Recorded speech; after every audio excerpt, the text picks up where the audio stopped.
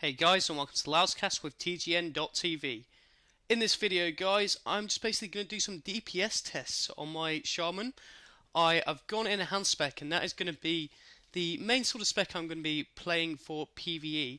I'm not quite figured out what I'm going to do for PvP yet. I'm either going to run an Enhance off spec as well for PvP, or a Resto off spec possibly. So yeah, I'm running at the minute in a pickup group in Throne of the Tides. And I think this is a pretty good method to test your DPS out, to test your rotation. You have to do heroics anyway. I spent a lot of time on the sort of training dummy figuring stuff out.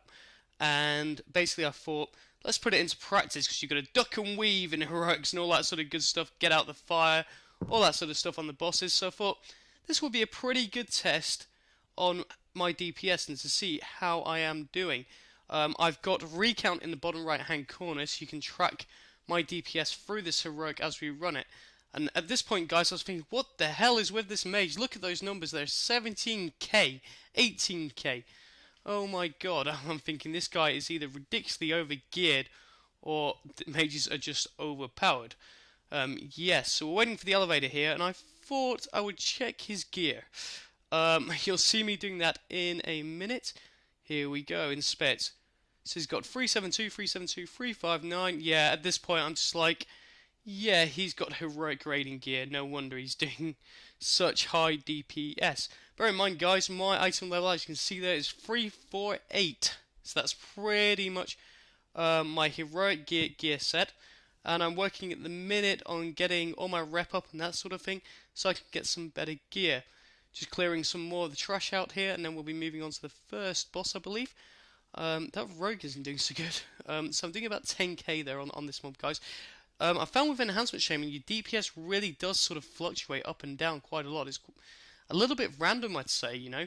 Sometimes I'm doing like 7.5k, some other times I'm doing 10.5k, some huge sort of damage spikes, really, and that sort of thing. So here we come up to the first boss in this heroic. We're ready to go. He's saying, oh, she left that. I was typing something in. Decided to just clear it and go, yeah, I'll hex the right one. It's great having crowd control, guys. It really is. I've got to say, I've missed it, having a proper CC. Bear in mind, guys, that if you're playing a Shaman, you have probably the quickest cooldown in terms of an interrupt with your wind shear. It's a 6-second cooldown. With a talent, that can be reduced to 5 seconds. So make sure that you are interrupting pretty much everything. There's no excuse sort of not to, really. So bear that in mind. You do have one of the quickest interrupts in the game. Okay, I'm just going to quickly talk about totem selection. I've spent a lot of time on the training dummy, and the best sort of totem composition I can think to pop as enhancement is Strength of the Earth. And then you want to put down Searing Totem, because you get a talent that makes you buff your Lava Lash with that out. Your Healing Stream and your Wind Fury. Now I will go into that sort of totem selection in the guide I am planning on doing, which will come out about next week. There's still a few things I want to test and that sort of thing. On glyphs, I still want to try a couple of different glyph combos out, make sure I get the right information out for you guys, and I know that if I don't, you will be sure to let me know in the comments. In terms of comments, guys, I think that this sort of, all these Shaman videos I'm doing for TGN, I think we need a name for the series. So what I'd like you to do in the comments below is to suggest a name for a Shaman series for both PvE and PvP. And what I'll do is the one that I think is the best will be the name of the show, and you'll also get a shout out in my next video. Another question I've got to ask you guys is that in terms of Shaman PvP, I really haven't got much of a clue. On my warrior, I go with a Resto Shaman for Arena 2, so if I was playing a Resto Shaman spec for Arena 2s, I would definitely go for a warrior. If I was going enhanced though, I really wouldn't know what a good comp would be. So if you guys do sort of know, put in a comment below and I'll test out that comp. Okay, we're on the second boss here now, guys. I'm just going to talk about Shaman cooldowns. I know this video is a little bit all over the place. That's how I like to do things. Okay, your cooldowns that you have are your Feral Spirits, which I've popped there, and your Fire Elemental Totem. That's always a good one to pop down as well. What you should try to do, guys, if you want a DPS boost, notice that I'm doing 17k there. But yeah, I know we got the luck of the draw buff. You do now for every sort of pug heroic.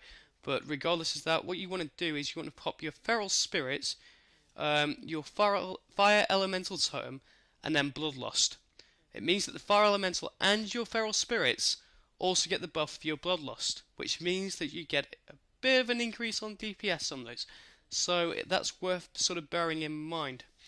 Okay, I'm just going to talk briefly over the sort of rotation I figured out. Again, I'm going to go into a lot more sort of detail over it in regards to this when I do the full guide.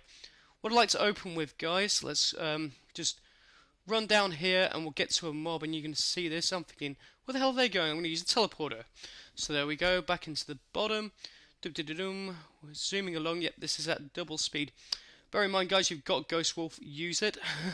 You may as well Ghost Wolf around all the time. You can now use it indoors, which is awesome in Kata. It was a bit sort of redundant when I was raiding back in Wrath, but now that you can use it indoors, it's all good. So we're waiting for people to sort of catch up here. And then we're going to take the left. We're going to skip one of the bosses because everyone does now, just because everyone wants to get the points from the heroic as quickly as possible, and I don't blame them. So we're going to go down the left here, and I'm going to speak a bit about my sort of rotation that I've sort of figured out over the past few weeks. So there we go, onto the mob. Unleash elements right away. So that means that my Wind Fury goes Unleash elements, which gives me a buff. And then I drop my totems down. Then I Storm Strike. Then I Flame Shock, so that we get the dot on them. There's more than one mob. I will then fire over to spread that Flame Shock to the rest of them. Lava Lash, and you should have a proc of Maelstrom weapon, which is your instant lightning bolt or chain lightning, so you use that and then go for a Earth Shock. So that's the basic rotation. I will be going a lot more into it on the guide I am planning on doing, which is going to cover pretty much everything that I can think of. So we're moving on to the last boss here now, guys. I'm just getting these last few mobs down. I like this little gauntlet. I've got to say, Throne of the Tides is probably one of my favourite heroics, and it still is. It just looks awesome. Really good sort of design job on it, and all that good stuff.